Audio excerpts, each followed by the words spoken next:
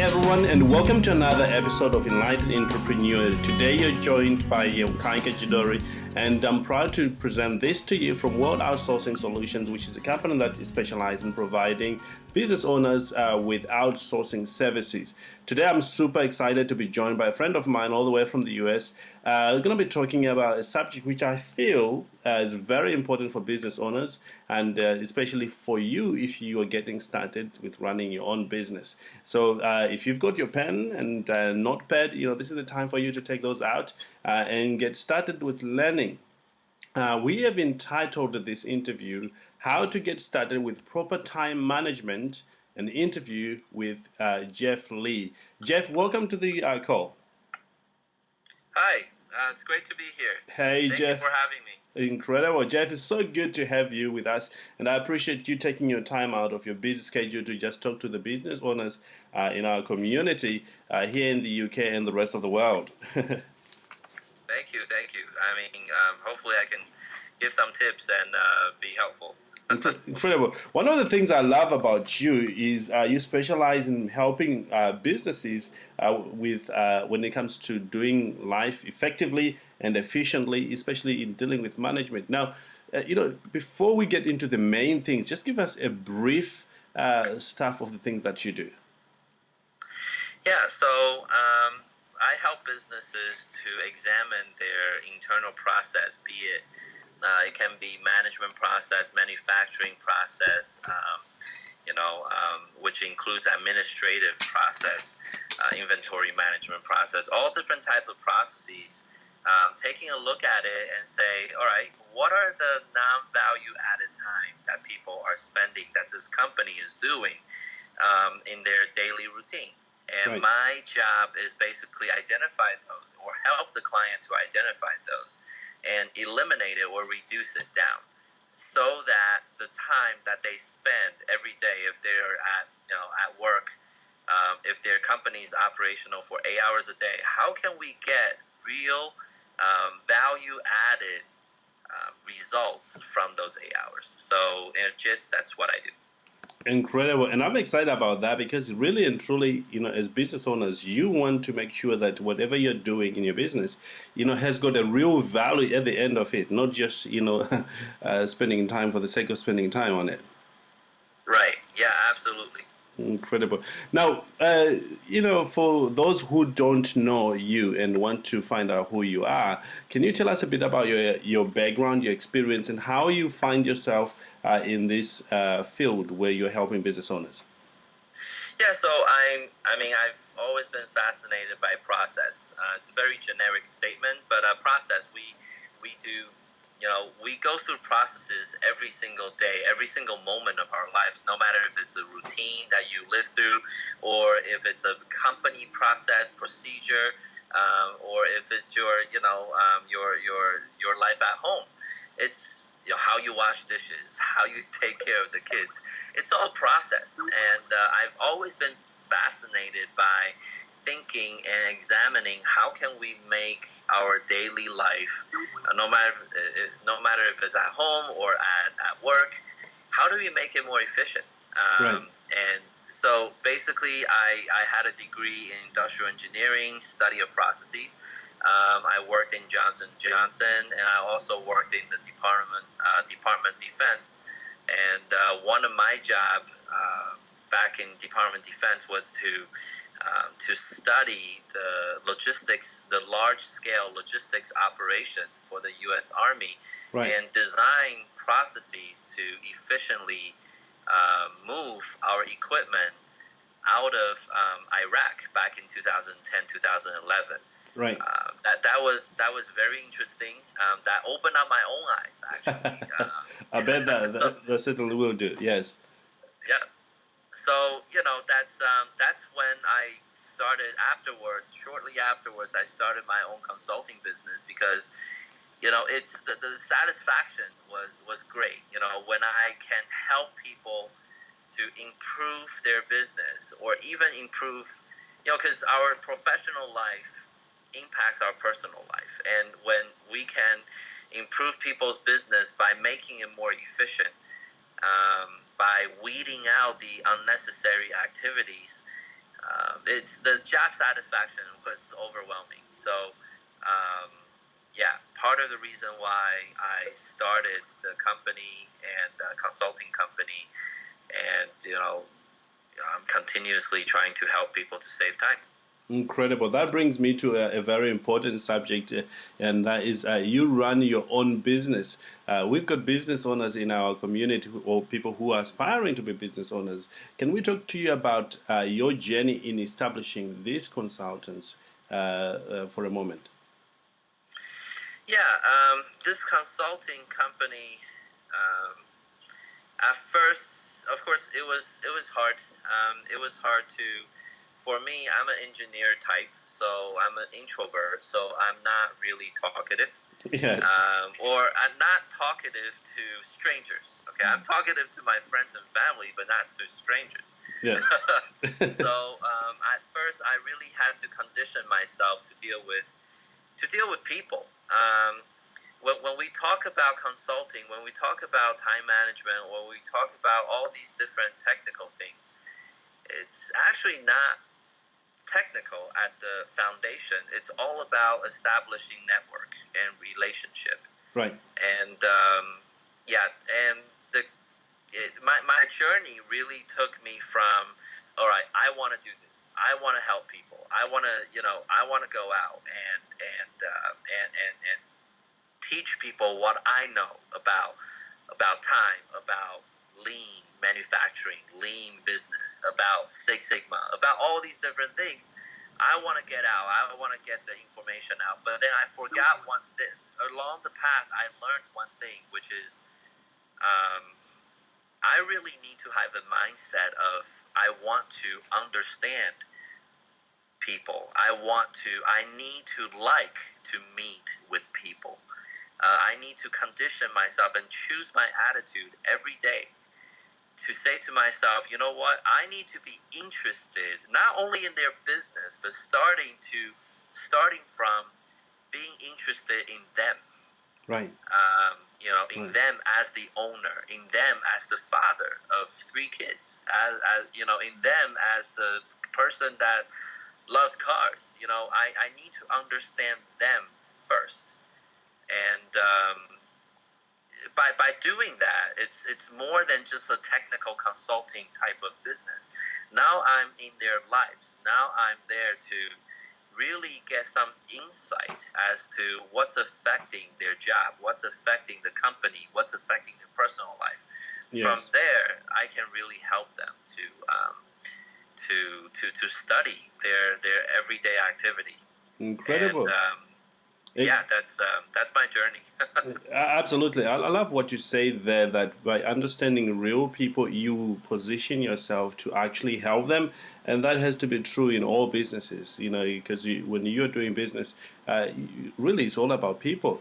And you being an introvert, I'm sure you had to work on yourself probably harder than extroverts.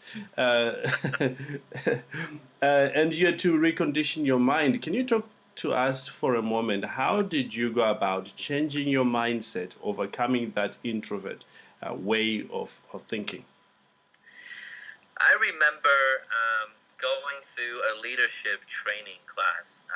Actually, the U.S. Army really trained us well, even though we're civilian. We're not contractors, we're civilian employees for the U.S. Army. But they have great leadership training programs. So I remember in one of the leadership training programs that I've gone through, they talked about really choosing your attitude. One thing that a lot of times we don't realize is we can choose our attitude. Right. I can go into a networking luncheon full of fear and full of doubt. That's I can let that type of negative motivation, negative attitude affect me, and I can still go to a luncheon, I can still talk to people, but it will really affect the vibe that I'm presenting, to other people. And one thing I found out is it is true that we can choose our attitude. As to every single day how we how we face the difficulties that we can that we are going to face. And Correct. yeah, one of the first step for me was simply to tell myself, hey Jeff, don't worry about anything. Just go out and have fun. Go out and have fun and be yourself. Have confidence in yourself, and choose your attitude so that other people can get to know you as well. Another thing I learned really is when I put myself out there, when I open up myself and talk about myself, sometimes I found out that people then are willing to open up themselves. You Absolutely. know, yeah. So by choosing the attitude and deliberately filter out the negative thoughts, really helped me in the very beginning. Incredible. I love what you just say there, deliberately, because oftentimes as business owners, when you are getting started, you still have the conditioning of an employee working for someone else, and you're looking for permission for everything. Yeah, This time you have to give yourself the permission to actually go and have fun. I love that part as well. That go have fun, yeah, open yourself up to others, so that they get to know you while you get to know them. You talked about the law of reciprocate there, which I learned from Tony Robbins a few years ago when I went to one uh-huh. of his seminars, where he say, whatever you want, if you want people to get to know people, be open to let people know about you, and Absolutely, yep, it's amazing what happens after that. Now, if yep. you're It's joining yeah. us for the first time, I'm talking to Jeff Lee right here on the important subject of time management, and we're just covering one of the most important aspects, which I personally believe that if you're going to be a success in your business, you really need to master this area. Jeff, coming back to you, now that you had your mindset all structured, you know exactly what you're doing. What was the next step in establishing your business? The consulting business. Correct. Yeah, the next step is really enriching myself. Right. Getting clients is exciting, but what's frightening is as you talk to different type of business owners, you're testing your own limit as well. I was testing my own limit as well. We are all limited. We're all constrained in one shape or the other, and there's limited knowledge that I have, and there are instances where there are businesses that they have trouble, and I have very little idea as to how to help them to solve the problems. So I really started. Um, not started. I've always been keen on reading more books, studying more case studies, but really started to take time um, to enrich my own knowledge and expand my own horizon, my own boundary.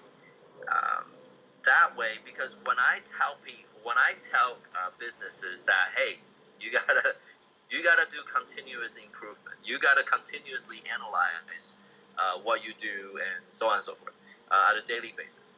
But if I don't do that myself, it's kind of defeating, right? It's kind of self-defeating.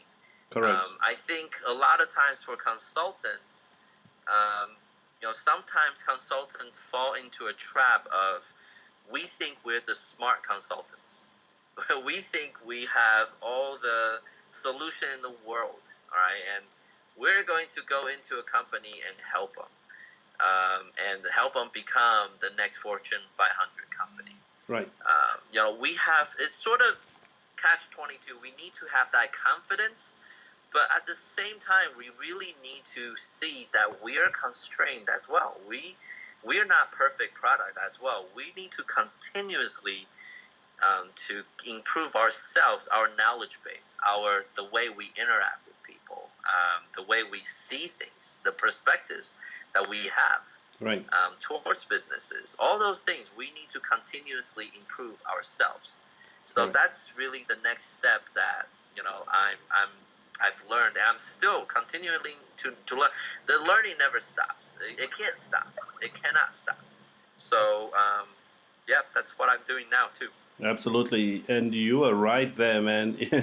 The moment you decide that you know it all, that's the moment your business is gonna begin to go out marketplace, so to speak. Now, Yep. Jeff, one of the things I hear a lot of people talk about in this, startup is roadblocks. Did you ever, come up or come across roadblocks, or were you faced with any roadblocks on your way to establishing this magnificent company, as I said? Roadblocks. There were a couple. I think the biggest roadblock, is myself.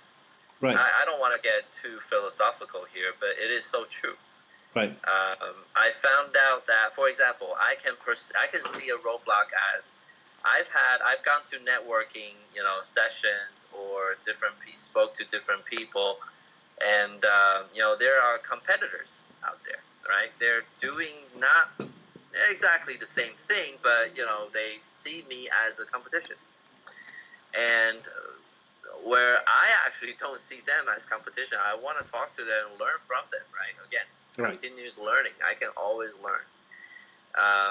But I will call them, I will email them, I will try to meet them, see them face to face, even at a networking event. And there's one instance where the lady pretended that I was air right in front of her. It was kind of funny because I had a friend with me and he was like, "What was that about?" I said, "I don't ask. I don't know."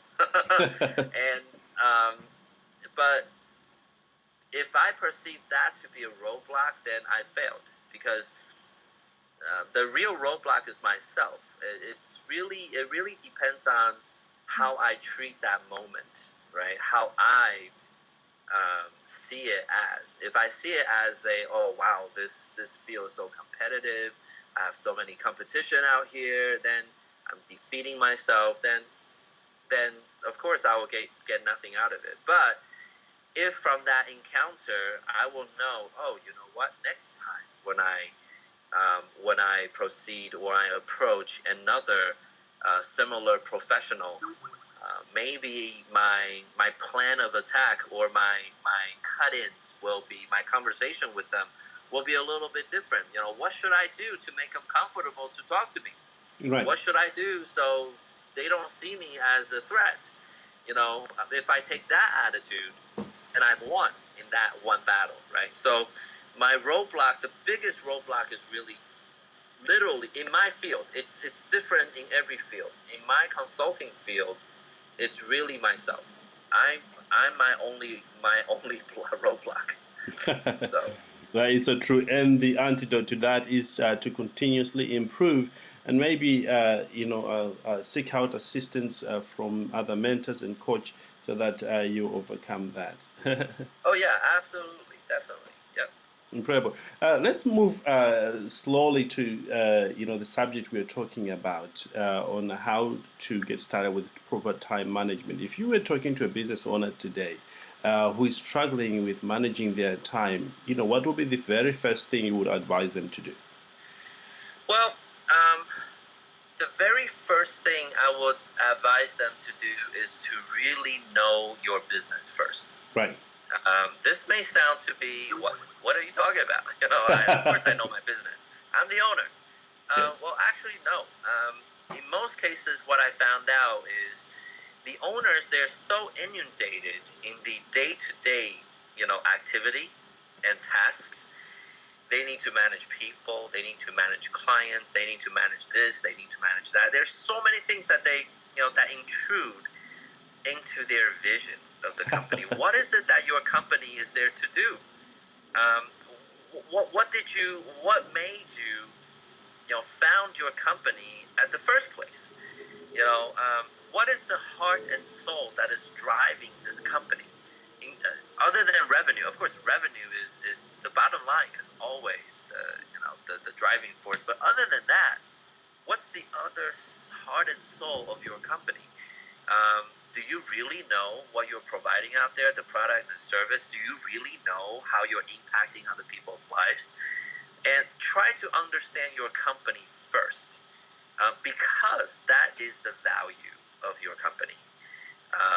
No matter if it's, you're providing convenience to someone, or you're providing security to someone, or you're providing comfort to someone by your product or service, you need to understand what the value of your company is. That's the very, very first thing. And surprisingly, a lot of business owners, they don't understand that.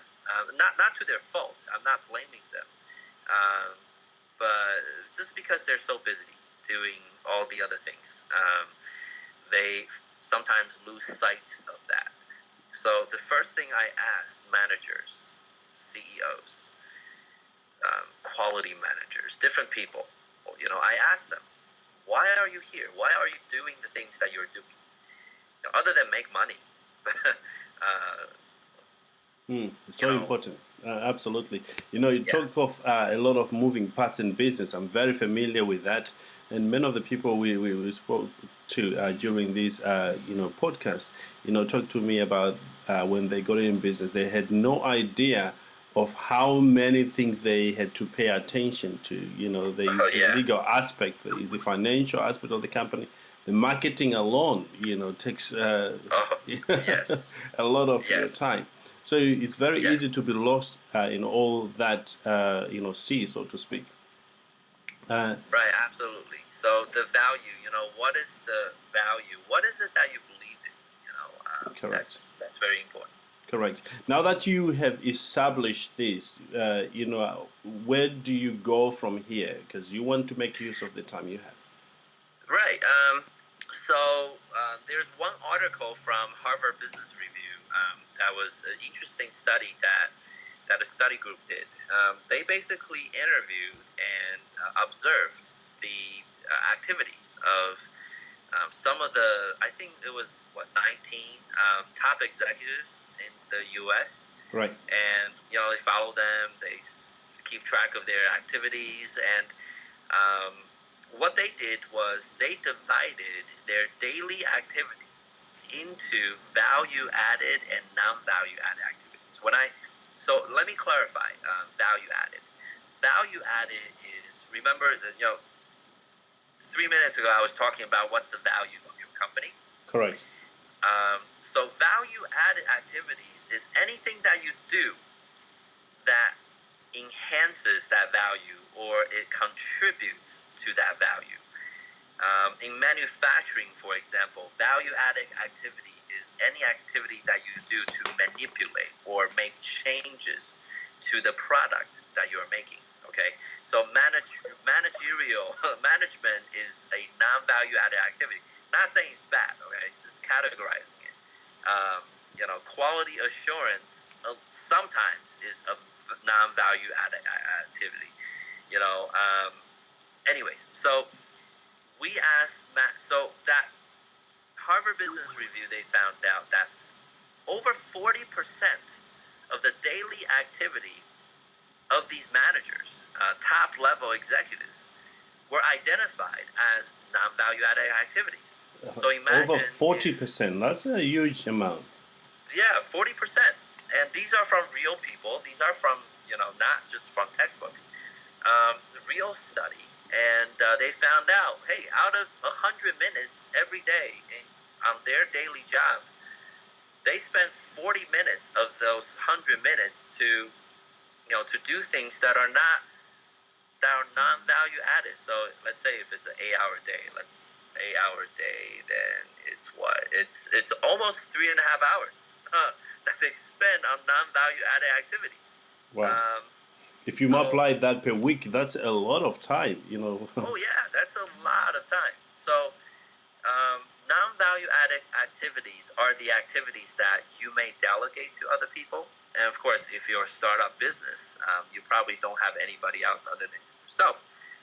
You can't really delegate it, but the very first step is to be aware of it.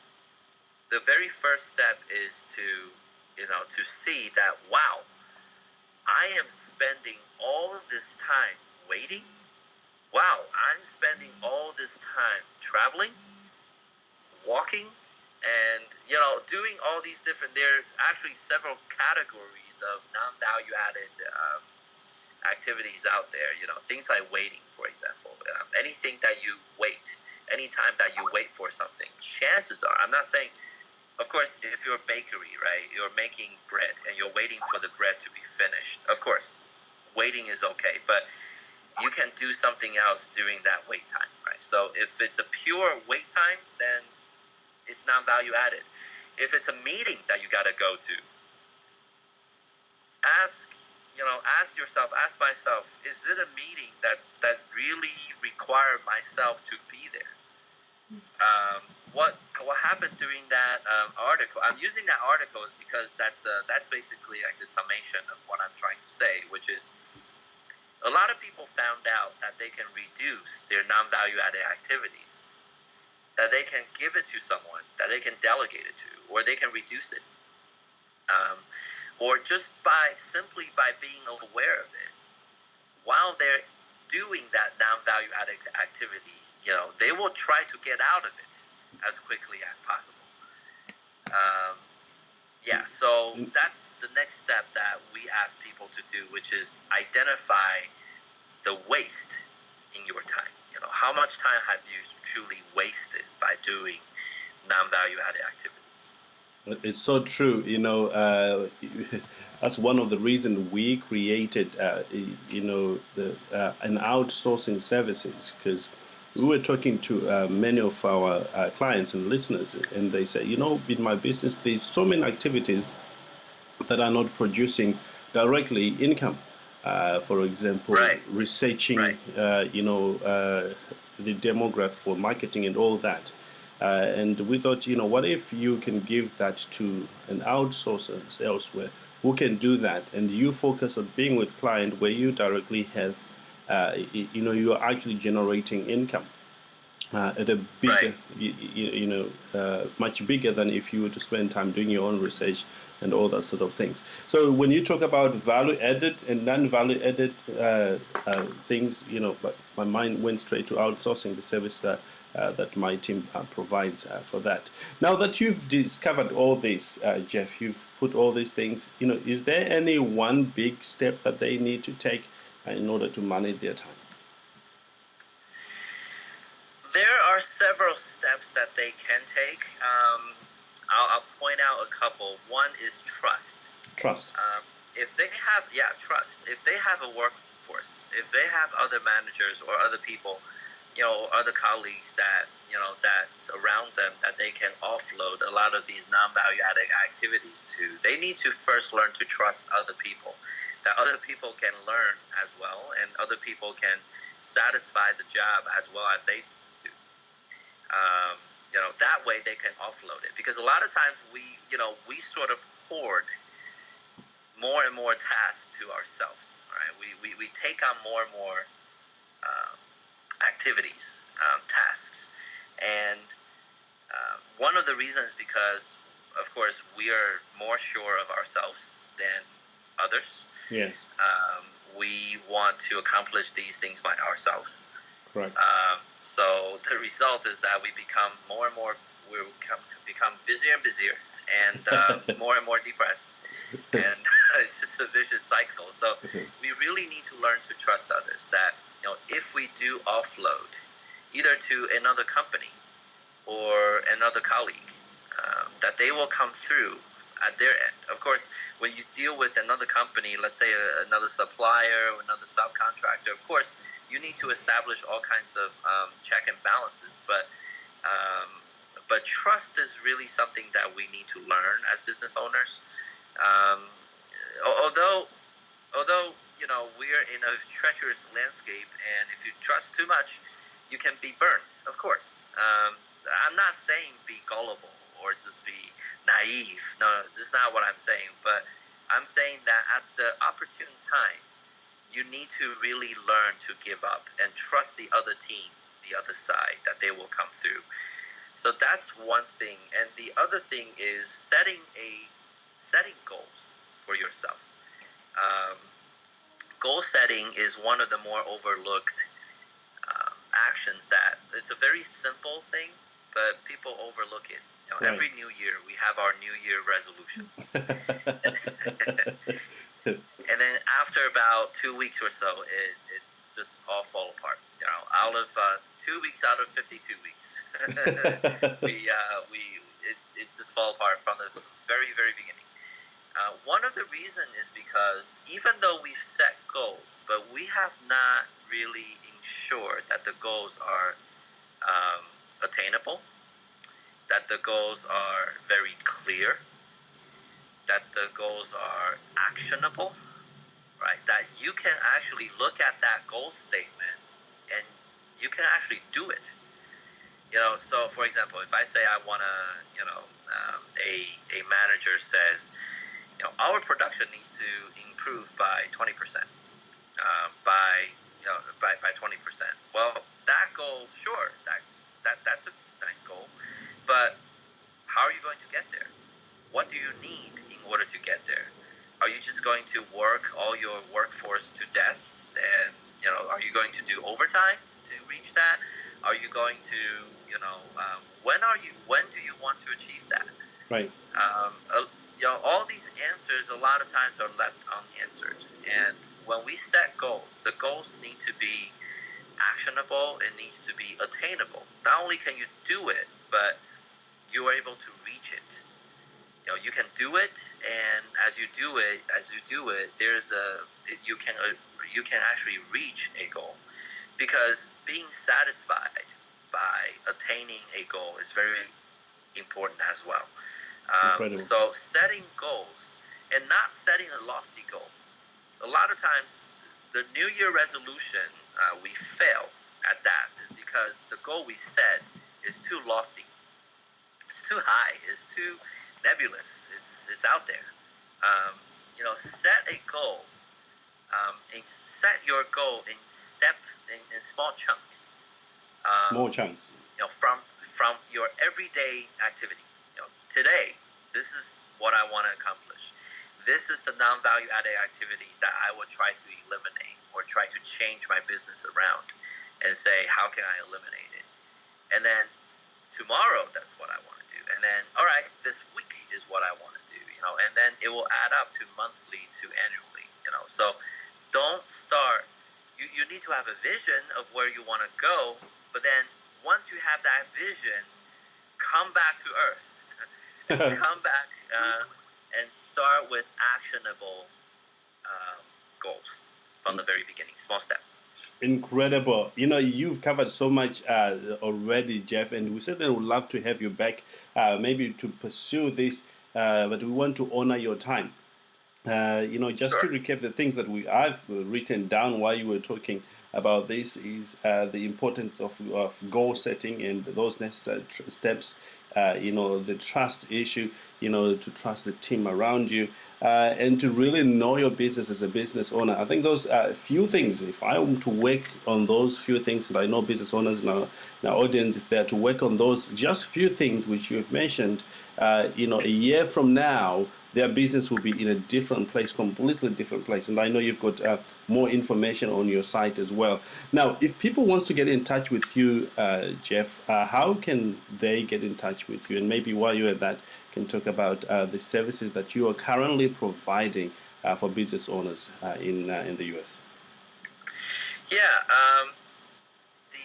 the service that, to get in touch with me, they can email me at jlee, J as in Jeff, of course, Lee, Lee, at egob.com. E as in Edward, G as in George, O, B as in boy, IE.com. EGOBIE.e. jlee at EGIBOE. Sorry. jlee at EGOBIE.com. That's my email. And if you email me, I'll be more than happy to share more of my experiences with you. Incredible. And what are the ideal clients you're working with right now? Yeah, right now I've started another company. So should I talk more about that? Yes, please, Jeff. Yeah, my other company is just like my email. It's called Egobie, EGOBIE. We've started from just what we talked about, saving people time. People's lives are getting busier and busier nowadays. We have our daily chore, our errands to run, and we couldn't really find time to do them. Things like car wash, things like oil change. The last time when you need to do an oil change, did you spend 2 hours or 1 hour waiting in the car service shop or at the dealership? Did you have to juggle around and, for people to give you a ride, for people to pick you up, or, get a loaner car?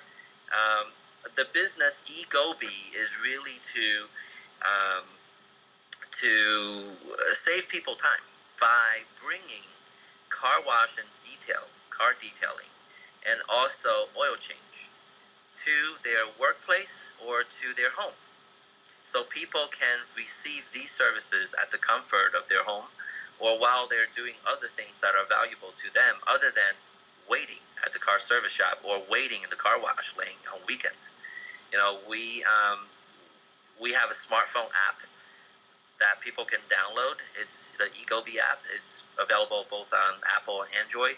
They can download it. They can, it's free, and there's a free registration. It's free, and they just tell us what service they want, what kind of car detailing they want, what kind of oil change they want. We do a full comprehensive oil change and 20-point inspection for the cars, and they tell us where, they tell us when, and we'll show up at their designated location and time, and they can spend that time instead of waiting.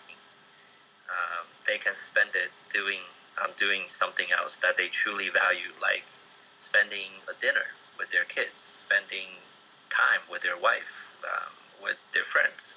So that's what eGoBee does, eGoBee Car Services. And our goal is really to integrate more consumer services into the platform so that we can become a one-stop shop, so people can order more and more on-site services that we can go to them instead of having them come to us. Incredible. I think that's the trend for the next decade, and we're at the forefront of that trend. Incredible. I love how you are in the forefront of the trend. I was talking to my dad years back before I got started in business, and he said something which stuck with me. He said, son, if you're going to do a business, you want to look at the trends, and you want to be in the forefront of a trend, not at the back of a trend, because the trend will carry you forward. And here you are talking about the same thing. You want to be in the front. And this message also goes to my fellow business owners in our audience today, that if you are to choose another business, look at what is the trend, where is the trend going, and jump on that, and learn from people who are doing it, like Jeff and like other individuals we've brought to you. You'll be amazed at the things that you can do as a result of being in the forefront of a trend. Jeff, we would like to thank you for being here with us today. Thank you. Yeah, thanks for your time. This is good. This is great. You've been amazing. Is there any one final thought you want to give to budding entrepreneurs? Just you want to leave with us today? I guess really one thing that I've learned is really finding the right people that has the right vision, the same vision with me. Right. Starting eGoBee, my other new company. It's one of the hardest part is not to set up the hardware, the system, all the. That's not the hardest part. The hardest part is really finding people who buy into what you're trying to do and share that same vision. Because I've had people that did not share the same vision. It was hard to proceed. It takes time actually to find those people. It takes a lot of filtering. It takes a lot of failure. It takes a lot of people will doubt what you want to do, and it takes time to find someone who's willing to fight with you, to be on the same front line with you. So one thing I would share with, I'm not teaching anything, I'm just sharing with other startup company owners, is really don't be afraid to spend time and spend a long time to find people who really share the same vision with you, because that will make or break your company. Outstanding, outstanding. Well, Jeff, thank you again for being here with us and sharing your knowledge and skills which you've amassed over many years and how you are helping people over there. We wish you all the success and hope to have you back in some time very soon. Thank you. I appreciate your time too. Incredible. And if you're just joining us, you've been listening to Enlightened Entrepreneur, and I'm Yokai Kajidori. And if you're looking to help your business through the work of virtual assistants, go visit www.worldoutsourcingsolutions.com for more information. And if you want to get in touch with Jeff, just head over to his website, which is www.egobee.com, and that is E as in Echo, GOBIE.com, and Jeff will be there to help you. Alternatively, just send us an email at support@worldoutsourcingsolutions.com, and we will put you in touch with Jeff. Want to wish you all the success. Go implement what you've learned today. It's all about learn and do for you to take your business to the next level. With that said, have a great day, everyone. Thank you.